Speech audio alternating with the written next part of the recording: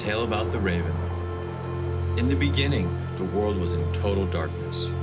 The world was so dark that you couldn't see your hand in front of your own face.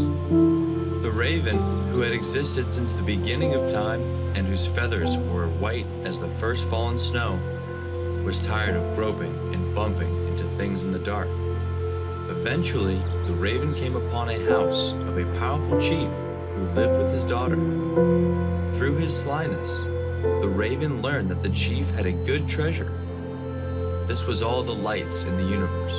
The stars, the moon, and the sun were contained in ornate bent wood boxes.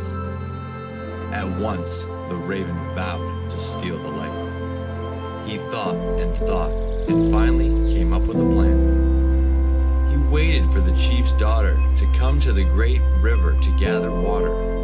Then the raven changed himself into a single hemlock needle and dropped himself into the river just as the girl was dipping her water basket.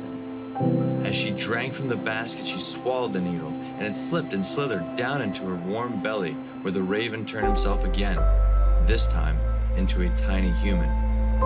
After sleeping and growing there for a very long time, at last, the raven emerged into the world once more, this time as a tiny human infant. Maybe it was the darkness or the overwhelming love that the chief had for his grandson, but the chief nor the daughter recognized the little baby's long nose or the little patches of feathers. Regardless of the love the chief had for his grandson, he threatened dire punishment if his grandson ever touched the precious bentwood boxes. Nonetheless, the raven child begged and begged to be allowed to hold the contents for just a moment. In time, the great chief yielded and lifted the first box, a bundle of glowing stars, and let them soar across the room like thousands of fireflies. The chief did not realize that when he released the stars that they would begin to fly out of the smoke hole. Ravenchild was not impressed and wished to hold the content of the bentwood box. The chief, trying to please his only grandson, opens the second box and released a glowing moon. Ravenchild was impressed, tossing the moon around as a cat would play with a ball of yarn. One throw was too hard and the moon bounced right out of the smoke hole and landed among the stars. Ravenchild became very distraught at this time, and now he had lost the stars and the moon to the dreaded smoke hole. The chief, trying to calm his grandson one final time, pulled from the bentwood box a warm and glowing sphere, which he handed to his grandson. As the light moved towards him, the human child transformed into a beautiful snow form, wings spread open and beak open ready for anticipation.